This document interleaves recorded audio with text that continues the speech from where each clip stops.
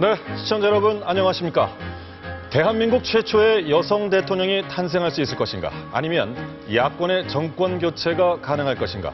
드디어 그 운명의 순간이 다가왔습니다. 네, 그렇습니다. 전국 13,500여 곳 투표소에서는 오늘 오전 6시부터 일제히 투표가 시작됐습니다. 이제 2시간 뒤 오후 6시면 투표가 모두 마무리됩니다. 예, 저희 선택 2012에서는 선거방송 최초로 2층에 별도의 스튜디오를 마련했습니다. 오늘 대선 투표율이라든가 출구조사 결과 같은 복잡한 데이터들 여러분에게 알기 쉽게 분석해 드리겠습니다. 네, 또 최첨단 LTE 중계망을 이용해서 대선 후보의 생생한 모습 밀착 취재해서 전해드릴 예정입니다. 예. 선거방송의 명가 MBC가 역사의 현장 가장 앞자리로 여러분들을 모시겠습니다. 제가 지금 서 있는 곳은 2층 버추얼 테라스입니다. 시시각각 숨가쁘게 바뀌는 투표율과 개표 상황, 가로 9m의 이 와이드 LED 앞에서 지금까지 그 어떤 선거 방송에서도 볼 수 없었던 입체적인 분석을 보여드립니다. 가상과 현실을 넘나드는 컴퓨터 그래픽에 정밀한 분석을 더했습니다. 대한민국 선거 방송사상 처음으로 우리나라 지도에 맞춰 세로로 제작한 터치 모니터, 매직 터치가 제 옆에 서 있습니다. 이곳에서는 2시간 후에 나올 출구조사 결과와 매시각 달라지는 개표 상황을 빠르고 정확하게 분석해드리겠습니다. 또 최근에 3번의 대통령 선거에서 우리나라 지역별, 세대별 유권자들이 어떤 선택을 했었는지 이번 선거와 비교 분석해서 15년 사이 달라진 대한민국의 정치 지형을 알려드립니다. 선택 2012 매직 터치입니다. 예, 버추얼 테라스 그리고 매직터치 굉장히 기대가 큽니다. 시청자 여러분께서도 관심을 갖고 지켜봐 주시길 바라겠습니다. 저희가 서 있는 이곳 스튜디오 말고도 저희가 별도의 가상 스튜디오를 또 만들었죠. 네, 그렇습니다. 저희가 매직 데이터룸이라고 이름 붙여봤는데요. 예. 그 최근 화두가 되고 있는 조사 기법, 빅데이터 기법을 활용해서 두 후보자의 방대한 연설 모두 분석했습니다. 예. 후보자들의 마음 살짝 들여다보실까요? 전자제품 하나 살 때도 이것저것 알아보고 구입하는 분 많으시죠? 대한민국의 5년을 좌우할 대통령은 얼마나 신중하게 결정하셨나요? 266곳의 연설, 4,703분 분량의 방대한 발언록, 각종 이슈와 공약, 그리고 시시각각 변하는 여론의 움직임까지. 이처럼 많은 정보를 정리하고 분석해 대선의 흐름을 보여드리는 이곳. MBC 선택 2012에서 최초로 선보이는 매직 데이터룸입니다. 잠시 후에 뵙겠습니다. 예, 오늘 선택 2012에서는 정치평론가 전문가들을 모시고 오늘 선거의 흐름 명쾌하게 짚어보도록 하겠습니다. 먼저 소개해 드리겠습니다. 김형준 명지대 교수 나오셨습니다. 네, 안녕하세요. 고맙습니다. 김만흠 한국정치아카데미 원장 나오셨습니다. 네, 안녕하십니까? 예, 그리고 정치부의 이주승 기자 나오셨습니다. 네, 안녕하세요. 예, 세 분 든든합니다. 오늘 대선 여러 가지 분석할 데이터들이 많은데 명쾌한 분석을 기대하겠습니다. 여러분들도 함께 기대해 주십시오. 네, 오늘 선택 2012 방송은 이곳 매직 스튜디오와 함께 광화문에서 이원 방송으로 중계됩니다. 광화문 광장 앞에 대형 유리 스튜디오 마련했는데요. 광화문 광장 보이시죠? 그 앞에 커다란 유리집이 있는데요. 저 안에 누가 있을까요? 나중에 확인해 보겠습니다. 예, 선택 2012는 내일 새벽까지 제18대 대통령의 선출 과정 생생하면서도 무엇보다 재미있게 여러분에게 전해드리겠습니다. 이제 2시간도 채 남지 않았습니다. 6시 정각에는 여러분이 기다리시는 개표 방송의 꽃 출구조사 결과가 발표되겠습니다. 네, MBC는 지난 20년 동안 당선자 예측 시스템인 윈윈 시스템과 출구조사를 통해서 당선자를 가장 정확하게 예측해왔습니다. 예, 역사의 순간입니다. 향후 5년 동안 대한민국을 이끌어갈 새 대통령은 과연 누가 될 것인지 끝까지 저희 MBC 선택 2012와 함께 해주시길 바라겠습니다. 자, 그럼 지금 가장 궁금한 게 투표율 아니겠습니까? 예, 벌써 좀 투표율과 관련해서는 많은 분들이 깜짝 놀라고 있습니다. 상당히 높을 것으로 예상이 되는데요. 이 시각 현재 전국 투표율입니다. 65.2%. 예, 4시 현재 투표율이 이미 지난 17대 대선 투표율을 넘어섰습니다. 네, 그럼 자세한 내용 버추얼 테라스에서 설명해 주시죠. 네, 투표율 지역별로 나눠서 살펴보겠습니다. 이 시각 현재 전국 최고의 투표율 보이고 있는 곳 네, 다름 아닌 광주광역시입니다. 70%를 넘어섰습니다. 70.4%로 전국 평균 65.2%보다 5%포인트 이상 높은 투표율을 보여주고 있습니다. 자, 그렇다면 같은 민주당 텃밭으로 알려진 전라남도 한번 볼까요? 68.3% 역시 1위는 아니지만 상당히 높은 수준 보여주고 있습니다. 그렇다면 새누리당의 탓밭으로 알려진 경상북도를 함께 체크해 보겠습니다. 경상북도 전라남도보다 오히려 더 높은 수준 보여주고 있는데요. 69.3% 보여주고 있고요. 같은 새누리당 탓밭 대구광역시 보겠습니다. 네, 광주광역시 필적하는 투표율입니다. 69.4% 보여주고 있습니다. 결국 시도별 투표율 보니까 TK 지역과 호남 지역, 이전 선거를 뛰어넘는 투표율 열기를 동시에 보여주고 있는데요. 그렇다면 전국에서 투표율 최고 낮은 곳 이미 보셨을 텐데요. 다름 아닌 서울특별시입니다. 네, 62.3%로 전국 평균보다 3%포인트 정도 낮습니다. 인구가 좀 많다고 해도 투표 속도가 좀 더딘 편입니다. 뿐만 아니라 인천 보겠습니다. 63.2% 밑으로 좀 처져 있죠. 뿐만 아니라 전국 최대 유권자 가진 경기도 보겠습니다. 네, 64.1% 역시 전국 평균 대비 높지 않은 투표율입니다. 이렇게 수도권 세 지역이 투표율 높지 않은 최하위 투표율 지역 빅3를 기록하고 있습니다. 자, 이렇게 수도권 지역이 상대적으로 낮다고 해도 최근 선거들과 비교해서 오늘 꽤 많은 분들이 소중한 한 표를 행사하고 계십니다. 저희가 이렇게 방송을 준비하면서 그래프 그리면서도 이만큼 투표하실까 사실 반신반의했었는데 실제로 높은 투표율 보이고 있습니다. 그렇다면 지난 대통령 선거들 그때는 얼마나 투표들 하셨을까요? 가장 왼쪽 그래프 보겠습니다. 김대중, 이회창 후보가 맞붙었고요. 최초의 정권 교체가 이루어지느냐가 쟁점이었죠. 15대 대선. 이때는 워낙에 열기가 높아서 투표율이 80%를 넘어섰습니다. 자, 그다음 보겠습니다. 노무현, 이회창 후보가 대결했던 지난 16대 대선. 이때도 70%는 넘기고 있습니다만은 자, 이명박, 정동영 후보가 겨뤘던 지난 17대 대선. 이때는 워낙 초반에 승부가 나버렸다. 이렇게 생각하신 분들이 많았었죠. 대선치고는 상당히 낮은 투표율을 보였었습니다. 63%였습니다. 자, 이 시각 현재 투표율 벌써 65.2%고요. 이 추세대로라면 투표가 종료될 때는 75% 선은 거뜬히 넘길 것이라고 선관위는 예측을 하고 있습니다. 자, 이미 지난 2007년 대선은 물론이고 2002년 대선 수준도 넘어섰고요. 97년 대선 수준에 육박할지가 관심입니다. 자, 그렇다면 지난 대선에서 이번 대선 사이 5년 동안 있었던 총선, 지방선거 투표율은 어땠을까요? 네, 화면이 바뀌어서 지난 2008년 총선 그리고 2010년 지방선거 올해 있었던 총선 투표율 보고 계십니다. 40%에서 50%선 왔다 갔다 하는 투표율. 아무래도 대통령 뽑는 선거만큼은 관심이 덜했던 투표율입니다. 정치 무관심에 갈수록 떨어지는 투표율. 이번에 어느 정도 수준까지 다시 반등할지도 다 함께 지켜보시죠. 지금까지 버추얼 테라스였습니다.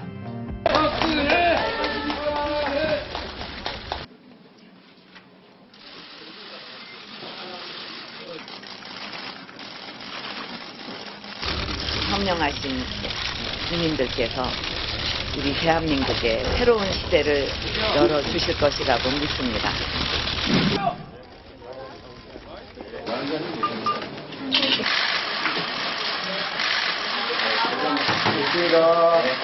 네, 저는 혼신의 힘을 다했습니다. 지난 5년 동안 만족스럽지 못했다면 투표로서 세상을 바꿔주십시오. 예, 두 후보의 오늘 아침 투표 장면 함께 보셨습니다만 정말 숨가쁘게 오늘까지 달려왔습니다. 아마도 지금 이 시각쯤이면은 오늘 있을 출구조사라든가 개표 방송을 기다리면서 잠시 호흡을 가다듬지 않을까 하는 생각이 드는데 두 후보의 동정 한번 살펴보겠습니다. 저희 중계차가 지금 먼저 박근혜 후보의 자택 근처에 나가 있는 것 같은데요. 연결해 보겠습니다. 김세희 기자 전해주시죠. 네, 저는 새누리당 박근혜 후보의 자택에 있는 삼성동에 나와 있습니다. 지금 제 바로 등 뒤에 있는 집이 박근혜 후보의 자택인데요. 박 후보는 새누리당사에 들러 투표를 독려하고 당자들을 격려할 것으로 알려졌지만 현재 집에 계속 머물며 투표 상황을 지켜보고 있는 것으로 전해지고 있습니다. 앞서 박 후보는 오늘 아침 8시에 언주중학교에 있는 삼성동 투표소에서 투표를 마친 뒤 현명하신 국민들께서 우리 대한민국의 새로운 시대를 열어주실 것이라 믿는다고 말했습니다. 박근혜 후보는 지난 8월 20일 새누리당 대선 후보로 확정된 이후 지금까지 민생과 대통합을 강조하면서 전국을 누비는 강행군을 이어갔습니다. 선거운동 마지막 날인 어제도 부산에서 유세를 시작해 대전을 거친 뒤 서울 광화문 유세에 이어 밤 11시 넘어 건국대역 앞에서 마지막 유세를 펼쳤습니다. 박 후보는 이곳 삼성동 자택에서 1990년부터 살기 시작했는데요. 지금 이곳은 추운 날씨에도 불구하고 취재진들이 대거 몰려와 박 후보 집 앞에서 대기하고 있습니다. 박 후보 지지자들도 서서히 모여들기 시작하고 있습니다. 시간이 지나면 박 후보 지지자들과 함께 시민들이 이곳에 가득 찰 것으로 보입니다.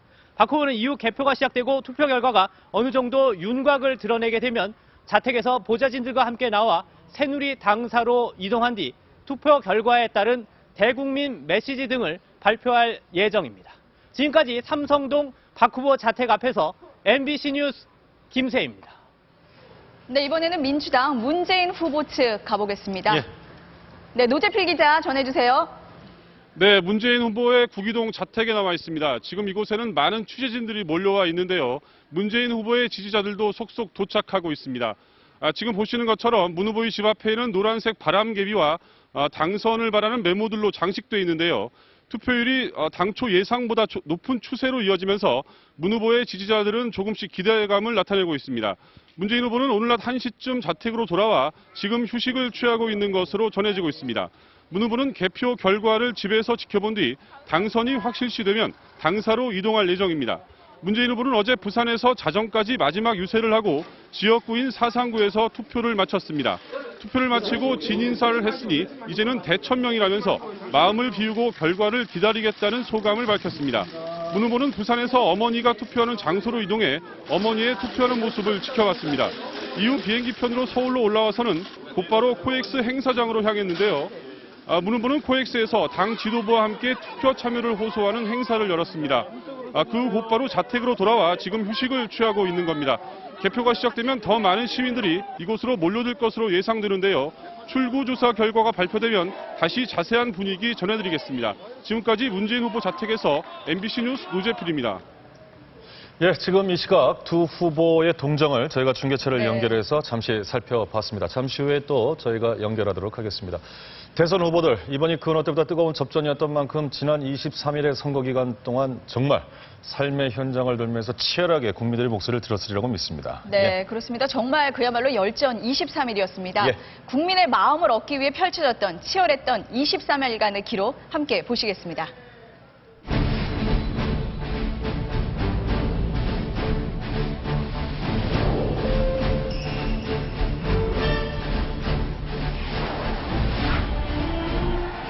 국민 여러분들의 어려움을 해결하는 일에만 총력을 다 기울이겠습니다. 이제 그만하면 됐다 할 때까지 또 바꾸고 쇄신해 나가겠습니다.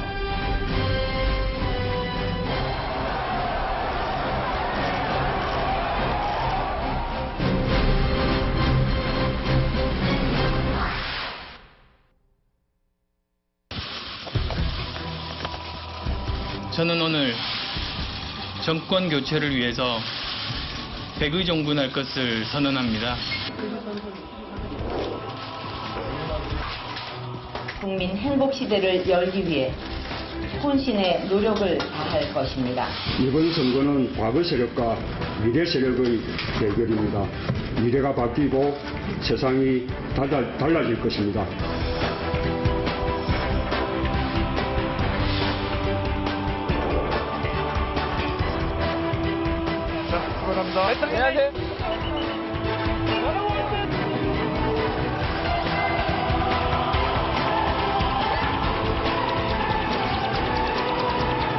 평생을 특권 속에서 살아와서 서민의 삶을 모르는 후보가 문재인 후보가 핵심 실세로 있었던 지난 정권 과연 어땠습니까?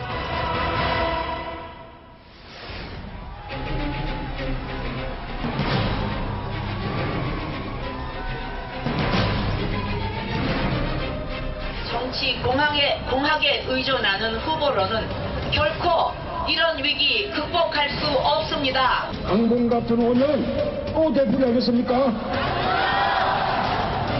한 번 속지 두 번 속겠습니까?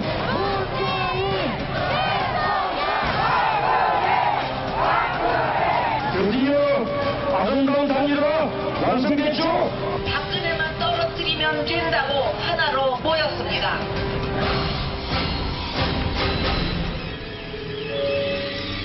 중반전에 접어든 대통령 선거, 새누리당 박근혜 후보는 숨진 보좌관의 빈소를 연 이틀 조문한 뒤 내일 있을 첫 TV 토론 중.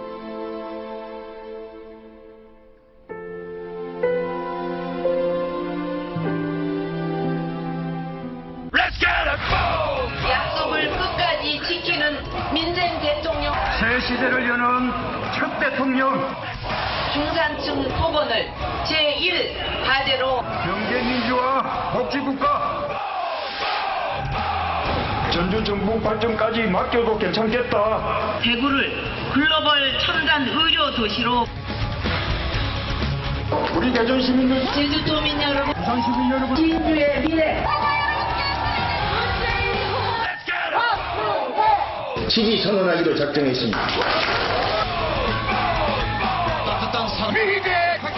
안녕하세요, 저입니다. 대통령! 누구를 뽑겠습니까?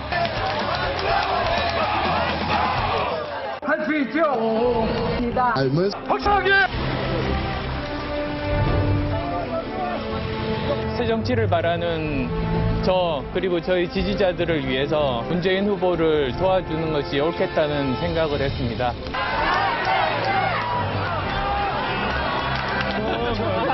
꼭 투표해 주세요.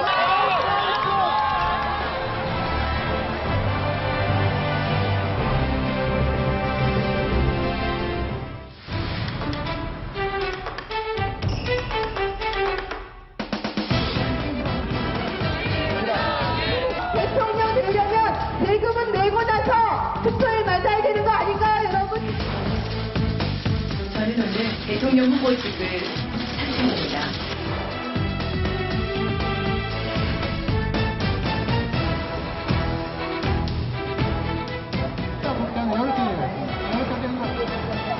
여당, 야당, 현 정부가 어떤 건지 모릅니다. 그냥 모르면서 정치한다고 뜻대로 되는 거 기가 차죠. 그래서 나만은 내가 나와서 이걸 알리려고 싶어 나온 거예요, 목적이. 결과, 욕심으로선 당선되고 싶죠.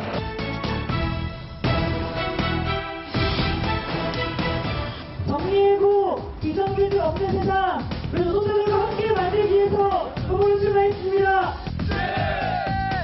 지역에 있는 이들을 포섭하기 위해서 이구동성으로 말합니다. 제발 정치만 변한다면 우리나라는 정말 좋은 나라가 되겠다.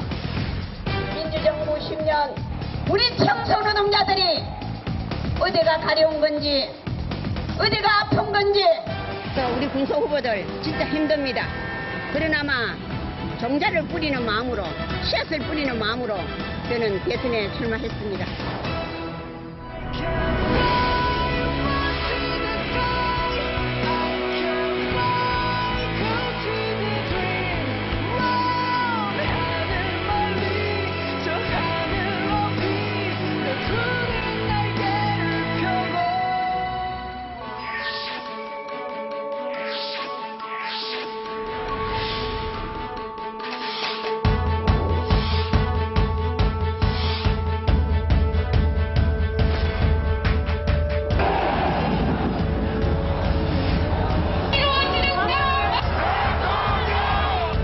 여러분이 저의 가족이고 국민 행복만이 제가 정치를 해야 할 이유입니다. 많은 지지를 보내주십시오.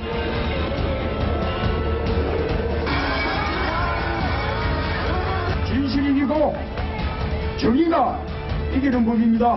공일이 권력을 이깁니다. 어떻게 이깁니까? 투표가 이깁니다.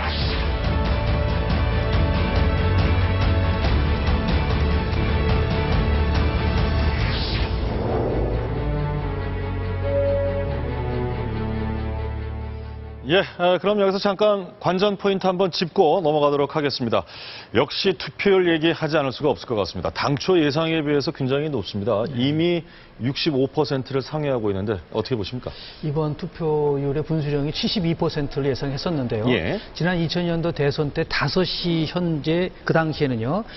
64.5%였어요. 전체가 70.8%였고. 그런데 지금은 1시간 전인 4시 때 벌써 65.2% 투표를 보이고 있기 때문에 한 75% 정도의 투표율이 예상이 되는데 중요한 것은 관전 포인트는요.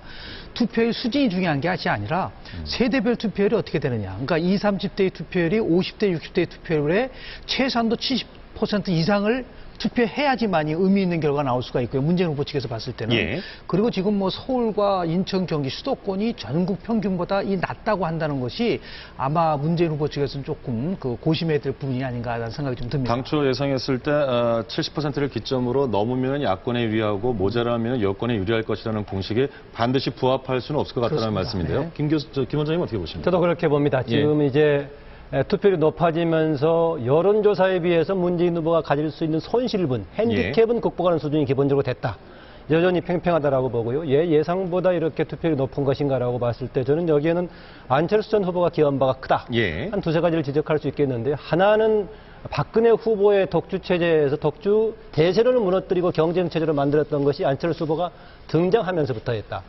또 하나는 여러 가지 지금 후보 단일화 과정 속에 사퇴에 있어가지고 논란이 있었습니다만은 양쪽 후보가 사퇴하면서 안철수 후보가 등장해가지고 양쪽 진영 대립구도를 만드는데요. 그전에는 문재인 후보가 상당히 참여정부의 귀환 아니냐는 좁은 의미를 가졌었는데 안철수 후보가 동조해서 같이 지원을 하게 되면서 상당히 위원을 확대해가지고 기존의 여권 대 야권이 다시 말해서 이번 투표율 상승이 보수와 진보의 어떤 결집, 대결 양상이 되면서 더 높아졌다. 이렇게 이제 분석을 하고 계시는 거군요. 중요한 부분은 안철수 전 후보가 그 과정에서 중요한 역할을 했다. 알겠습니다. 또 자세한 또 관전 포인트는 잠시 더 짚어보기로 하고요. 또 하나 놓칠 수 없는 포인트는 이 재외 국민의 투표 결과입니다. 이 부분은 박재훈 기자가 좀 설명을 해주시죠. 네, 해외에 계신 우리 교민 유학생 중에 선거권 주어진 분만 약 223만 명 정도 됩니다. 그중에서 이번에 약 15만 8천 명이 대통령 선거에 참여를 해주셨는데요. 나라별로 한번 살펴볼까요? 네, 지금 제 옆으로 가상의 지구가 돌고 있습니다. 일본부터 한번 보겠습니다. 네, 2만 5천여 명 정도 참여해 주셨고요. 이제 지구 반대편 미국으로 가볼까요?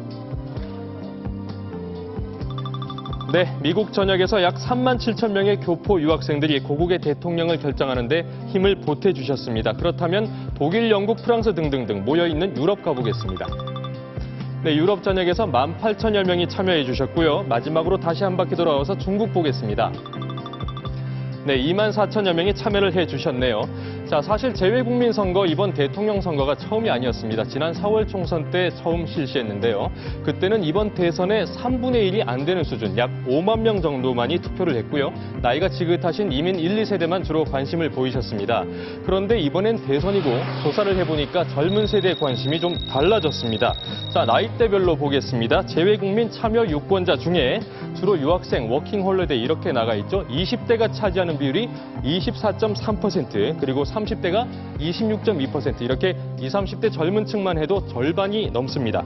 자, 국내 유권자 구성비와는 상당히 다른 이 15만 8천 표, 박빙이라고 불리는 이번 대선에서 과연 어느 후보의 힘이 될지도 또 하나의 관심입니다. 지금까지 버추얼 테라스였습니다.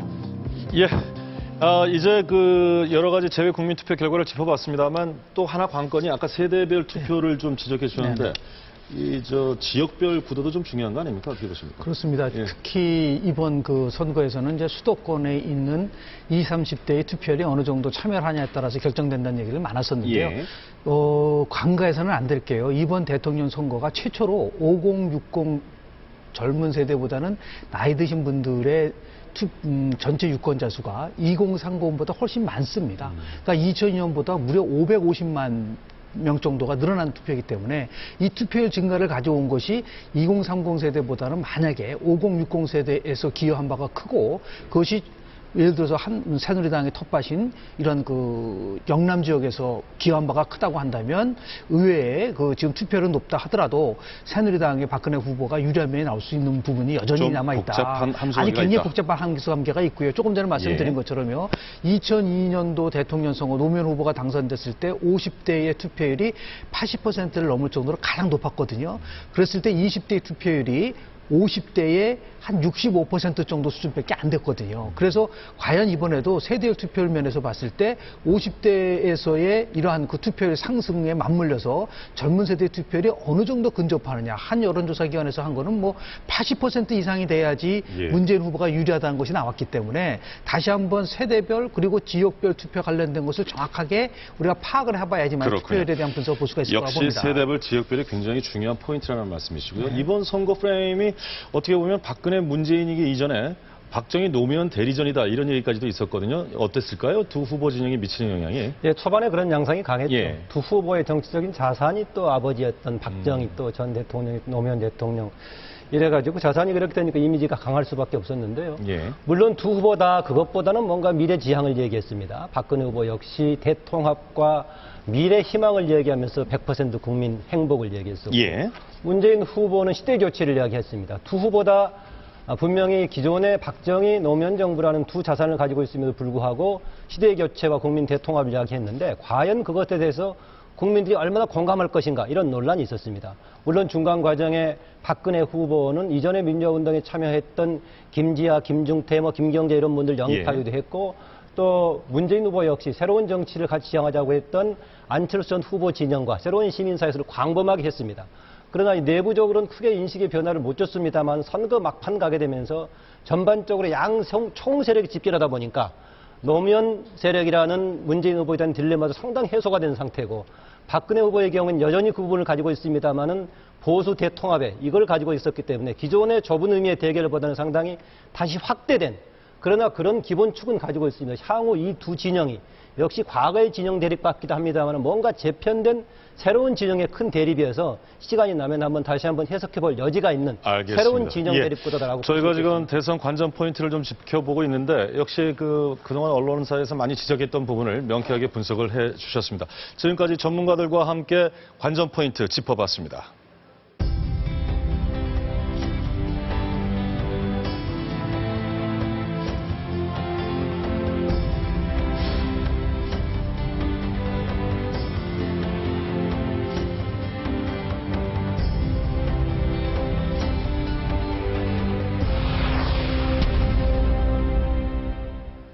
네, MBC는 지난 석 달 동안 여론조사를 통해서 대선 후보의 지지율 추이를 분석했습니다. 그 결과 설명해드립니다. 박재용 기자. 네, 역사가 바뀔 때는 항상 결정적인 순간들이 있었죠. 이번 선거에서도 민심이 굽이치고 요동치는 순간순간들이 적지 않았습니다. 저희 MBC와 코리아 리서치는 지난 9월부터 같은 2,000명에게 반복적으로 의견을 물어서 여론의 흐름을 추적해 왔는데요. 이분들 민심 언제 흔들렸을까요? 안철수라는 키워드 중심에 놓고 한번 되짚어봅니다. 자, 먼저 지난 9월 19일 고대하고 고대하던 지지자들 앞에서 안철수 원장이 대선 출마를 선언하는 순간입니다.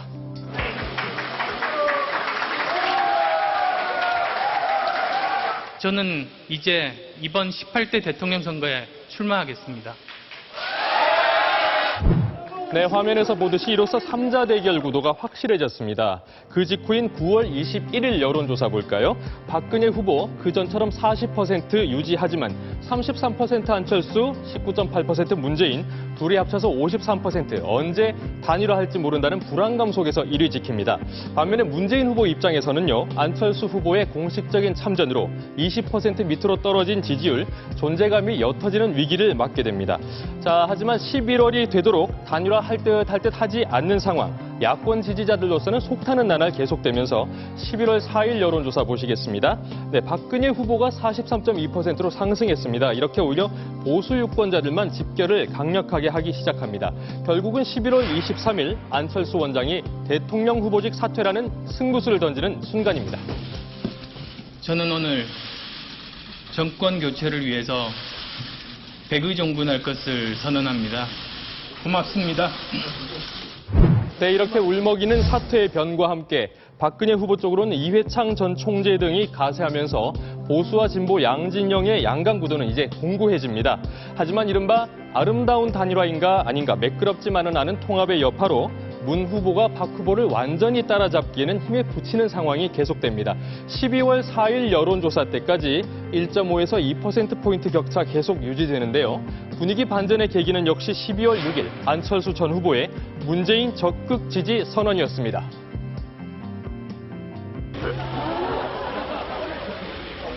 오늘이 대선의 중요한 분수령이 될 것입니다.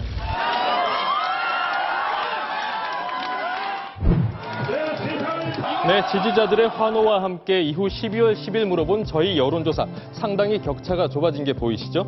이 2,000명 패널들의 다음 대답 아마도 오늘 투표소에서 하셨을 텐데요. 그래프의 다음 방향이 궁금해집니다. 지금까지 버추얼 테라스였습니다. 네, 여기는 매직터치입니다. 유권자의 절반이 몰려있는 수도권, 전통적으로 보수 후보를 지지해왔지만 고향 출신 후보에게 표심이 옮겨갈 수도 있는 경남권, 또 최근 3번의 대통령 선거에서 당선자의 바로미터 역할을 했던 충청권. 이번 선거에서는 이 세 지역의 표심이 어디로 가는지를 지켜보는 것이 가장 재미있는 관전 포인트 중 하나일 겁니다. 그럼 먼저 가장 중요한 수도권부터 보겠습니다. 97년인데요. 97년에는 수도권에서 김대중 후보가, 2002년에는 노무현 후보, 2007년에는 이명박 후보가 1위를 했습니다. 이 세 분은 확인하셨듯이 수도권에서 이긴 세 사람이 대통령이 된다는 것은 최근 3번의 대통령 선거에서 거의 공식처럼 자리를 잡았습니다. 그런데 이번 선거 수도권 유권자 수를 알아볼까요? 1999만 9,300명입니다. 전체 유권자의 49.4%가 있는데요. 10년 전에 47%였던 것에 비하면 지금은 더 커졌습니다. 때문에 두 후보 수도권 표심 잡기에 총력을 기울일 수밖에 없는 상태입니다. 그런데 지금까지의 여론조사 결과를 보면 박근혜, 문재인 두 후보 수도권에서 초박빙 양상입니다. 때문에 6시에 나올 출구조사에서 수도권 표심이 어디로 갈지 무엇보다 궁금해집니다. 매직터치였습니다. 네, 이번에는 후보들을 집중 탐구해보는 순서 갖겠습니다. 선거운동 기간 돌이켜보면 참 대선 후보들 약속들 어마어마하게 쏟아내셨죠. 예. 네, 이 말 속에서 후보들이 뭘 생각하고 있는지 과학적으로 알아내는 방법은 없을까요? 예. 선택 2012에서는 최근 화두가 되고 있는 빅데이터라는 조사 기법을 통해서 이들의 마음을 들여다봤습니다. 박근혜, 문재인 두 후보가 가장 여러 차례 반복 강조한 단어가 같다는 것 알고 계셨나요? 박 후보가 평균 2분 10초마다, 국민 여러분과 문 후보가 평균 3분 30초에 한 번꼴로 자주 말하는 열쇠말, 바로 국민입니다. 하지만 진짜 궁금한 건 국민들에게 어떤 얘기를 하는지겠죠. 시작점은 비슷하지만 말을 풀어가는 방식은 후보마다 다릅니다. 먼저 박근혜 후보가 무려 113차례에 걸쳐 말을 시작할 때마다 빼놓지 않았던 열쇠말을 찾을 수 있었는데요. 바로 위기입니다. 지금 심각한 위기를 맞고 그 위기의 파도가 우리에게 밀려오고 있습니다. 또 지금 우리나라는 경제 위기와 사회 갈등이라는 그리곤 이런 문제를 해결하겠다는 약속이 이어집니다. 우리가 드릴 약속도 하나도 빠짐없이 실천해 낼 것입니다. 국민과 맺은 약속은 하늘같이 여기고 저는 국민들과의 약속 반드시 지켜나갈 것입니다. 박 후보는 선거 초반엔 노력이라는 말을 많이 썼지만 점차 약속이라는 표현으로 바꿨는데요. 보다 확실한 표현을 쓰면서 신뢰도를 높이기 위한 전략일 수도 있겠네요. 마지막으로 박근혜 후보가 국민들에게 제시하는 비전, 결론을 한마디로 요약한 말은 바로 행복입니다. 그 행복의 총합이 국민 행복 시대를 열어서 여러분께 행복을 꼭 선사해 드리고 싶습니다. 국민 여러분의 행복을 위해. 화려한 언변이나 다채로운 화법을 쓰진 않지만 박근혜 후보는 어디에서나 이처럼 간결하고 명료한 내용을 반복해서 강조합니다. 국민들이 처한 여러 위기를 잘 해결해 행복을 약속하겠다는 거죠. 다음은 문재인 후보입니다. 문 후보가 국민들의 공감을 이끌어내기 위해 150차례 이상 선택한 첫 번째 열쇠말은 바로 정치라는 분석 결과가 나왔습니다. 정치로 불러냈습니다. 제가 지향하는 새로운 정치는 깨끗한 정치, 또 국민들 앞에 겸손한 정치, 국민들의 목소리에 귀 기울이는 정치. 정치의 변화 없이는 우리 사회 문제를 해결할 수 없다는 뜻인데요. 조금은 추상적이라는 느낌을 줄 수도 있기 때문에 많은 발언에서 주제를 한 번 더 보다 분명하게 강조하곤 합니다. 정권 교체를 염원하는 모든 국민들이 하나가 되고 정권 교체, 정치 교체, 시대 교체를 이루어 정권 교체와 함께 또 새로운 정치 이뤄내고. 무엇을 위한 변화일까요? 바로 문 후보의 슬로건에도 등장하는 사람이 해답입니다. 힘없는 사람에게 관대하고 힘 있는 사람에게 엄격한 잣대가 적용되는 사회. 사람 경제로 지속 가능한 성장의 토대를 만들 사람이 먼저인 나라 반드시 만들겠습니다. 유권자에 맞는 맞춤형 연설을 선호한다는 문재인 후보. 하지만 그 말 속엔 바꾸지 않으면 변하지 않는다는 일관적인 논리가 계속 이어지고 있습니다. 현실에서 시작해 꿈으로 이끄는 박근혜 후보와 정치를 바꿔 삶을 변화시키겠다는 문재인 후보. 대한민국 유권자들이 어느 쪽에 손을 들어줄지는 오늘 밤 밝혀질 겁니다.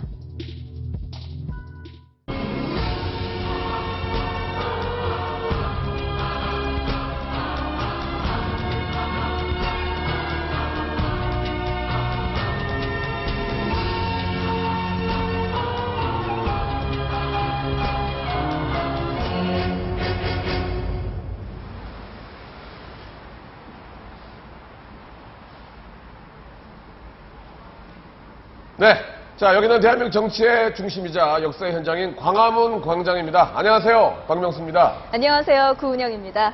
네, 날씨가 정말 추운데요. 여러분 투표하고 오셨나요? 네. 물론 했죠. 네. 근데 역대 어떤 선거보다 이번에는 초조하기도 하고, 설레기도 하고 좀 그런 선거였던 것 같아요. 저희 입장에서는 지대한 고민이 있을 수밖에 없거든요. 사실 제가 58년 개띠, 베이비 부머 세대입니다. 그래서 어떤 대통령을 모시냐에 따라서 우리 노후 대책 문제가 딱 걸려 있어요. 중요하죠. 저도 투표를 하고 왔고요. 저희 20대 고민이 있습니다. 뭔 고민이 있어요? 저희는 이제 또 취업에 대한 고민이 많거든요. 제 친구들이 고민이 그렇지, 많아서 그렇지. 굉장히 걱정입니다. 그래요. 네. 두 분의 이야기만 들어봐도 이 대통령의 자리가 얼마나 중요한지 알 수 있는데, 그런데 사실 이 대통령은 사실 그 월급을 받는 공무원이시거든요. 우리가 정작 대통령에 대해서는 구체적으로 잘 모르죠. 네, 맞아요. 대통령의 월급이 어느 정도 되는지, 그리고 청와대 안에서의 삶은 어떤지 네. 우리가 잘 모르잖아요. 그나마 영화 속 대통령의 모습을 통해 유추해 볼 수 있습니다. 그래서 준비했습니다. 영화로 들여다보는 대통령, 지금 만나보시죠. 네. 오늘 무슨 일 있나? 조금만 기다려봐라. 그렇다. 조금만 기다리면 곧 만나게 될. 난 지금 이 나라의 대통령입니다. 이 나라의 새로운 대통령. 대통령으로서의 직책을 성실히 수행할 것을 국민 앞에 엄숙히 선서합니다. 누구나 알고 있는 그분의 아무도 몰랐던 사실들. 왜 헌법에 안 나와 있지? 헌법에 나와 있지 않은 그분에 대한 모든 것을 샅샅이 알아보자. 어떻게 시작할까요? 네. 어머니, 여기 삼겹살 3인분만 주세요. 3인분 많다. 2인분만 주세요. 삼겹살 하나도 마음껏 먹지 못하는 불경기. 서민들은 궁금하다. 과연 대통령의 연봉은 얼마일까? 얼마를 달라고 하지? 확 그냥 5억 부를까? 부른다고 막 주는 것이 아닐까. 2010년 4.1% 인상된 현재 연봉은 1억 8,942만 원. 그러나 기본급 외에 퇴직금 그리고 밀린 병원비 이런 거 다 합치면 얼마야? 매달 받는 각종 수당까지 다 합치면 총 보수는 무려 2억하고도 2,638만 원이나 된다니. 여기 무슨 애들이 비민 줄 알아? 세계 정상들에 비하면 애들 이름 맞다. 현재 최고의 연봉을 받는 통치자는 바로 Welcome to Singapore. 싱가폴 총리로서 자, 한 방에 한 장 올라서 10억! 그렇다. 한 해 연봉이 무려 10억하고도 9억 더 19억. 얼마요? 돈 많아서 좋으시겠다. 다 그런 건 아니다. 뭐 박봉이라 겨우 입에 풀칠한다. 쿠바의 피델 카스트로 전 국가평의회 의장은 최저 연봉을 받은 분으로 연봉이 겨우 30만 원. 나 힘들어. 나 많이 어려워. 살기는 힘들어졌을지언정 사는 곳은 그렇지 않다. 취임 후 이 집 렌트하신 거예요? 5년간 렌트하게 될 대통령의 숙소 청와대. 땅덩어리가 어마어마하거든. 약 76,685평 규모의 대통령 집무실, 접견실, 회의실, 연회장 그리고 식당이 자리하고 있는데 계란도 넣지 그랬어. 와, 묻고 싶나? 그렇다. 집은 해결되었으니 다음은 먹는 것이 문제. 전렁탕은 주장, 짜장면은 당구장. 그렇다면 청와대는 어떨까? 다들 고향이 달라서인지 음식 취향도 다양했다는 전직 대통령들. 전두환 전 대통령의 경우 아니 그냥 뭐 이것저것 다 해먹는 거죠 뭐. 이것저것 가리는 음식이 없었으며 노태우 전 대통령의 단골 메뉴는 그 이름도 낯선 갱식이. 이름만 들으면 어째 맛이 좀... 맛이 거시기야? 그럴 것도 같지만 멸치 국물에 김치를 썰어 넣고 떡이나 밥을 함께 끓인 오랜만에 매콤하게 끓여봤습니다. 매콤하고 얼큰한 경상도식 향토 음식. 김대중 전 대통령의 경우 고향이 어디신가? 전라도 출신답게 홍어 마니아. 심지어 영국 유학 당시에도 드셨다고 하니 그 학교는 아마도 냄새 쩐나 쩔어 진짜. 밥뿐 아니라 술 취향도 제각각. 박정희 전 대통령의 경우 종류를 가리지 않는 애주가로 그 중에서도 특히 폭탄주를 즐겼다는데 좀 자세히 얘기해봐. 소주와 막걸리 혹은 맥주와 막걸리를 섞어 마시는 막걸리 폭탄주를 직접 제조하여 드셨다고 한다. 김영삼 전 대통령의 경우 삼겹살 소주 취향인데 소탈한 이미지와는 달리 위스키와 와인을 즐겼다고 한다. 이렇듯 술이든 밥이든 잘 먹을 수 있도록 책임지는 분들이 있었으니 이방면의 성가이 전설의 명인으로 통하시던데요. 이방면 최고의 전설적 명인들이 모인 청와대 주방엔 한식, 양식, 일식 총 4명이 근무한다. 그럼 이발사는 어떨까? 아주 젊어 보이십니다, 카카.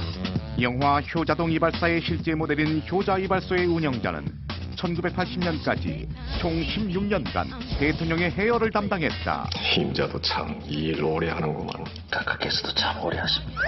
그간 대통령이 4번이나 바뀌었으나 단 하나 바뀌지 않은 게 있었으니 바로 이발비 단돈 2,500원. 내년 청와대에는 이발사가 아니라 미용사가 필요할지도 모르는 바. 그럼 진짜 궁금한 거 하나. 대한민국에도 여성 대통령이 탄생될까? 그게 궁금하시다면 이따 뉴스 보세요. 그러나 그 전에 해야 할 일. 오늘은 제 인생의 가장 중요한 날입니다. 바로 투표날. 기권도 투표 권리 중에 하나 아닌가? 이런 생각 버리고 늦기 전에 달려가 투표하시길 바라며 그 소중한 한 표를 던진 후에 기쁨의 세레머니를 날리시길.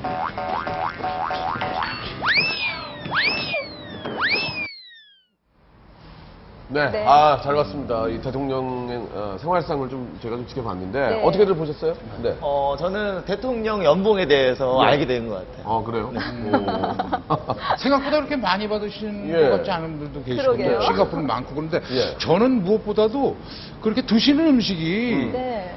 별로 서민 음식 드시는 것 같고 친근감 있는 게 어떤 분 대통령은 또 말아 드시네 술을. 홍기 씨도 많이 친근감. 드시잖아요. 아유, 잘 안 그래요. 먹습니다. 알겠습니다. 사실 저 대통령들도 또 사람이니까 술도 한잔 하시면 스트레스도 푸시고 그렇게 또 하셔야죠. 근데 사실 그 공약을 좀 많이 이렇게 좀 잘 지키는 게 내세우시는데 중요하죠. 공약을 지키는 게 많이 힘들잖아요. 어떻습니까? 예. 네, 박명수 씨가 지금 이야기 잘 해주셨는데요. 역대 대통령들이 후보 때 내세웠던 공약 중에서 지켜진 게 불과 25%도 안 된다고 그래요? 합니다. 낮은 그래. 수치죠? 야, 생각보다는 너무 적네. 25% 그죠. 같은 국민들과 약속인데 좀 잘 지켜주면 좋을 텐데 공약이라는 네. 말이 네. 한문에 빌공자를 써서 공약이라는 얘기가 있는데 그게 뭐 무색하지 않을 만큼인데 우리가 이 투표만 할 게는 앞으로 잘 지켜봐야겠습니다. 맞습니다. 자, 그래서 준비했습니다. 대통령 후보들의 별별 후보, 별별 공약. 지금 만나보시죠. 네. 국민의 무성유하게 만들고 깨끗하고 정직한 아이들은 저 노무현이 키워드리겠습니다. 제가 여러분의 대장면을 열어드릴 것은 불도라도 경제는 쌓여서